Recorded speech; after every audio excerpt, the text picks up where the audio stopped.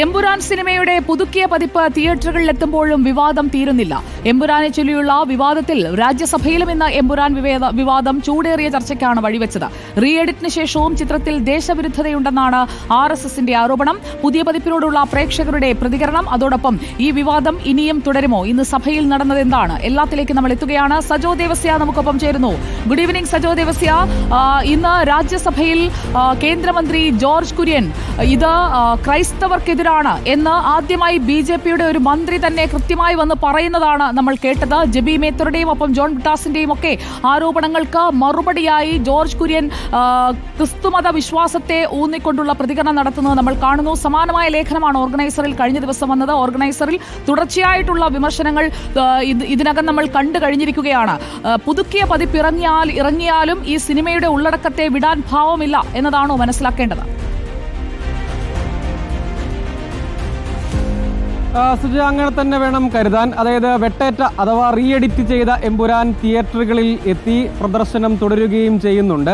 24 മാറ്റങ്ങൾ, അതിൽ തന്നെ വില്ലന്റെ പേരുൾപ്പെടെ ആ മാറ്റങ്ങളോടുകൂടി തിയേറ്ററുകളിൽ എത്തിയിരിക്കുന്നു. പക്ഷേ വിവാദം പാർലമെന്റ് വരെ എത്തി എന്നതാണ് ഇതിൽ ഏറ്റവും പ്രധാനം.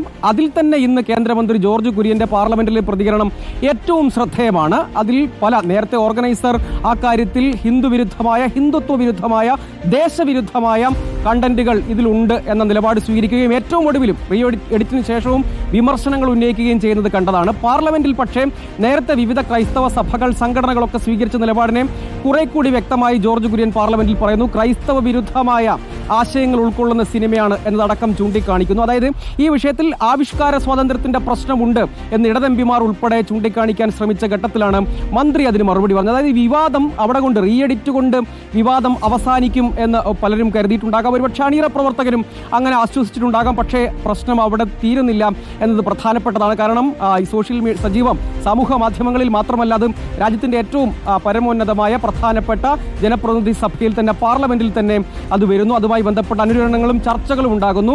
RSS പ്രത്യേകിച്ച് ഓർഗനൈസർ അടക്കം ഈ വിഷയത്തിൽ തുടർ നിലപാടുകൾ സ്വീകരിക്കുന്നു. ഇപ്പോഴും അതിൽ ദേശവിരുദ്ധമായ, രാജ്യവിരുദ്ധമായ കണ്ടന്റുകൾ ഉണ്ട് എന്നതും സംഘപരിവാർ അണികൾ ഉൾപ്പെടെ സമൂഹ മാധ്യമങ്ങളിലും വ്യാപകമായ വിമർശനമുണ്ട്. നേരത്തെ ദേശീയ പതാകയുടെ ദൃശ്യത്തിൽ ഉൾപ്പെടെ കത്രിക വെക്കേണ്ടി വന്നു. എന്തുകൊണ്ടാണ് അങ്ങനെ ഒരു ദൃശ്യം ഉൾപ്പെട്ടത് എന്നതടക്കം പിന്നീട് അങ്ങോട്ടേക്ക്, അതായത് ഇതിൽ കലാപ ദൃശ്യങ്ങൾ അടക്കമുള്ള പ്രധാനപ്പെട്ട ഭാഗങ്ങൾ, പ്രത്യേകിച്ച് വർഷം, ഗർഭിണിയെ സ്ത്രീയെ ആക്രമിക്കുന്ന ഭാഗം, അങ്ങനെ ഉൾപ്പെടുന്ന പ്രധാനപ്പെട്ട റെഫറൻസുകളൊക്കെ ഇതിനകം വെട്ടേറ്റ് മാറ്റപ്പെട്ടിട്ടുണ്ട്. പക്ഷേ അപ്പോഴും ആത്യന്തികമായി സിനിമ ദേശവിരുദ്ധമായ ആശയത്തെ പ്രതിനിധാനം ചെയ്യുന്നു എന്ന നിലപാടിൽ നിന്ന് RSS പിന്നോട്ട് പോകുന്നില്ല. അതൊരു വശത്ത് സജീവമായി നിൽക്കുന്നു.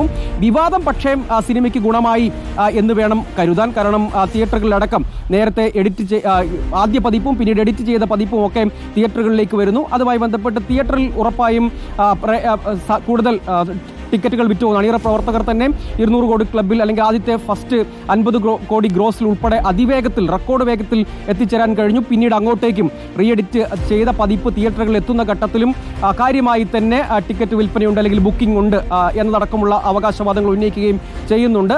ആ നിലയ്ക്ക് ഒരു വശത്ത് സിനിമയുടെ ഒരു ബിസിനസ് പാർട്ട് ആ വശത്തും നിൽക്കുന്നുണ്ട്. അക്കാര്യത്തിൽ തർക്കമൊന്നുമില്ല. എന്താണ് ജോർജ് കുര്യൻ നൽകിയ മറുപടി? ജോർജ് കുര്യന്റെ മറുപടി നമുക്കൊന്ന് കാണാം സജോ.